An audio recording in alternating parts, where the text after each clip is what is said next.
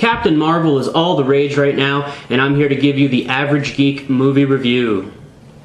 Full disclosure here, guys. I am a huge Marvel geek. I love everything that the MCU does, except, of course, the horrible Ant-Man movies. So I went into this movie with a huge smile on my face, pretty much knowing right off the bat that I was going to love it.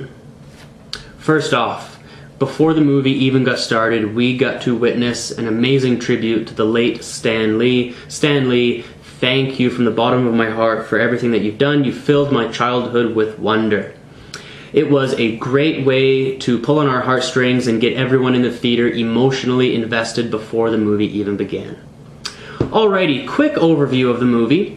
It is a war between two alien races, the Kree and the Skrulls, with Carol Danvers, a human fighter pilot, stuck right in the middle.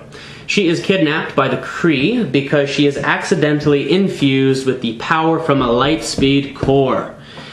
She is taken back to the Kree homeworld, where she is trained to be a soldier in the war against the Skrulls.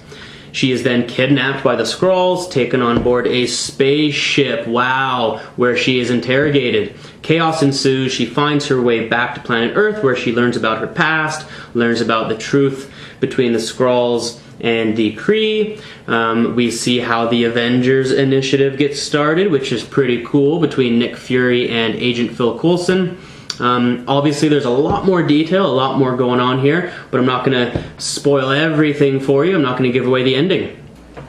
Why are so many Marvel movies basically ancient alien movies? That's what I want to know.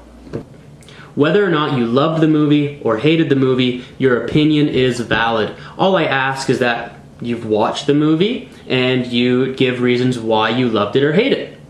I was reading a lot of comments online that were calling Carol Danvers Captain Social Justice Warrior, and I was a little concerned going into the movie, but I have to say, now that I've watched it, I have no idea why. The movie has no hidden agenda, no social justice warrior crap put into it. It's simply a female-led superhero movie that kicked ass.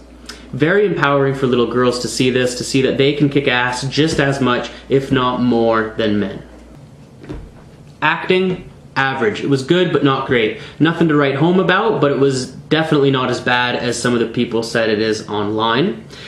Soundtrack, that was above average. I felt they did a great job appealing to people my age. All the music was from the 90s, very nostalgic, big smile on my face for most of the movie.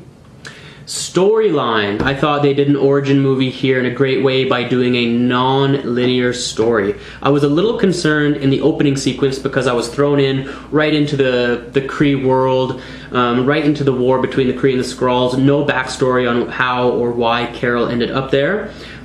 But obviously it paid off, and you know, knowing how smart the guys are over at Marvel, I shouldn't have been concerned, and it ended up being a really cool storyline, above average. Now, the visuals, way above average. I would say that it's right up there, but just behind movies like Thor Ragnarok, the Guardians of the Galaxy movies, and Avengers Infinity War. It was very pleasing on the eyeballs. Whatever anti-aging technology they are using over at Marvel, wow, it is perfect. Samuel L. Jackson looked to be 20 years younger, and it was super hard to spot. I don't think I ever got pulled out of the story because I noticed the CGI on his face. If you had never seen a Samuel L. Jackson movie or knew who he was, you would have watched that whole movie thinking, there's no CGI on him, that's just a regular old human being. Captain Marvel is now the strongest Avenger. She is infused with the power of light speed. Maybe Thor could rival her, but I really don't think so. That being said, I think there's two options for Endgame. Either Tony Stark is going to be saved by Captain Marvel because she could easily find him and rescue him, or he is going to save himself just like he did in the very first Iron Man. I think those are the only two possibilities. Those are my predictions. Alrighty, moving on to the Skrulls. This is going to divide people big time.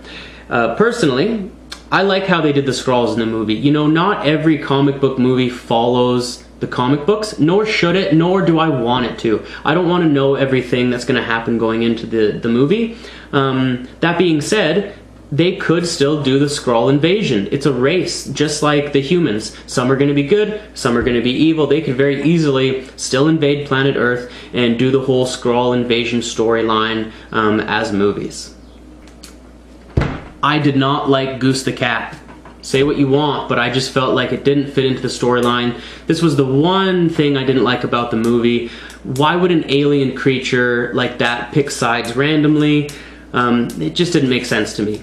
I liked Goose the Cat when it was just a cat, made sense, and then it turned into this giant octopus flirkin thing that was helping them for some reason. Nope, sorry, not for me. I was happy to see the backstory with Nick Fury, Agent Phil Coulson, and how the whole Avengers initiative got started. I think Marvel fans have been waiting for this for a long time, and I feel they did it justice. Post-credit scene. What an amazing post-credit scene. I was so hyped for this one.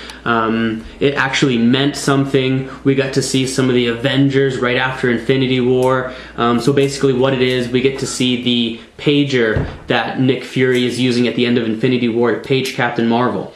The surviving Avengers have it at their headquarters. You know, Captain America, Black Widow, they're using it. They're trying to send that signal out. It dies. And then instantly, we see Captain Marvel there asking, where's Nick Fury? She looks pretty badass, she looks pretty intense, and I think she is gonna tear shit up in Endgame. I'm so excited for it.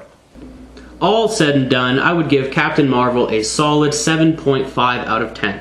Definitely not a top 5 Marvel movie, but easily falls within the top 10.